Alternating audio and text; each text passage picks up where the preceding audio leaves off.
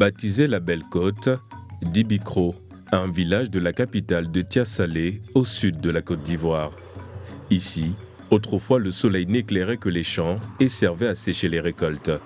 La nuit, l'obscurité prenait le dessus. Depuis 4 ans, le soleil illumine bien plus que le paysage. Il éclaire les maisons, l'école, les commerces et redonne espoir. Quand le soleil se lève, tout le village se réveille.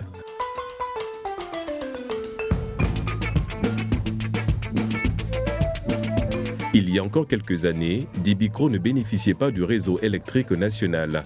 Les nuits étaient longues, les activités limitées. Aujourd'hui, grâce à un projet financé par des partenaires européens, le village dispose d'une centrale solaire. Près de 300 panneaux solaires et 300 batteries installées sur un site de 40 mètres sur 80 assurent l'alimentation électrique. Un groupe électrogène prend le relais en cas de faible ensoleillement.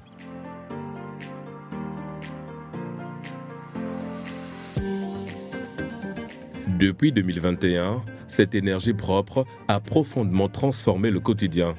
Une vie sociale retrouvée, les habitants peuvent désormais se retrouver, célébrer et partager des moments de convivialité. À Dibikro, le village ne s'endort plus au coucher du soleil. Avec la lumière, les activités reprennent. Marie-Belle, vendeuse de poissons, conserve désormais ses produits au frais et attire davantage de clients. Avant, on partait aux champs parce qu'il n'y avait pas courant. On voulait faire activité, mais on n'arrivait pas parce qu'il n'y a pas courant pour vendre. Donc maintenant, on a eu courant là, on vend poissons frais sans sortir. En tout cas, ça marche. Souvent, on peut vendre juste à 21 à 20 heures comme ça. Les artisans profitent aussi de l'électricité. Couturiers, coiffeurs, ferronniers, tous travaillent plus vite et répondent à un plus grand nombre de commandes. En tout cas, c'est très bon. C'est très bon parce que avant, ils ne connaissaient pas tout cela. Tous les ventilateurs, télé, ils ne connaissent pas ça. C'est payé, ils connaissent. On ne se déplace plus, on ne paye plus le transport. On se coiffe ici, on est en l'aise. Vraiment, à cause du courant qui est à Dibikro. On travaille avec le courant parce que non, c'est rapide. Pas que non, tu as été forcé à pédaler jusqu'à que ton pied va te faire mal à gonfler.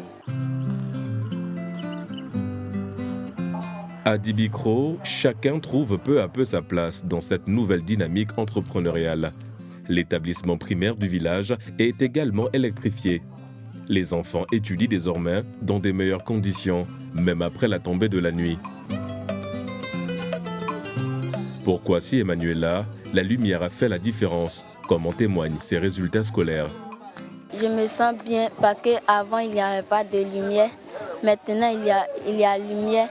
Je peux étudier mes leçons, je peux faire tout ce que je peux faire maintenant.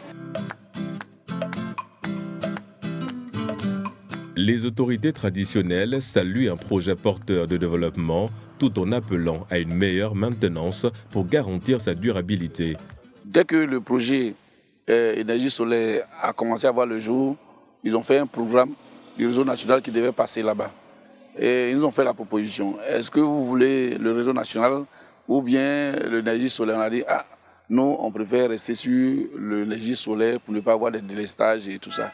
En tout cas, on dit merci au président de la République, le président Alassane Ouattara, qui a voulu que dans tous les villages, que tous les villages et les campements soient électrifiés. Et c'est à cette occasion-là que Expertise France est venue en 2018. Nous avons eu la discussion. Et puis en 2020, le projet a commencé. L'expérience de Dibikro s'inscrit dans une tendance régionale.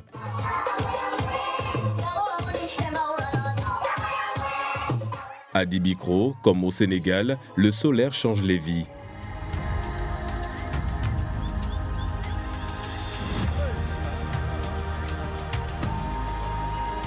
La Côte d'Ivoire s'est fixée pour ambition de porter la part des énergies renouvelables à environ 45% du mix électrique d'ici 2030. Mais ici, comme dans les villages voisins, les défis subsistent. Le vieillissement des batteries et des conditions climatiques exigeantes. Pourtant, à Dibikro, une certitude demeure. Le soleil n'éclaire plus seulement les journées, il éclaire désormais l'avenir.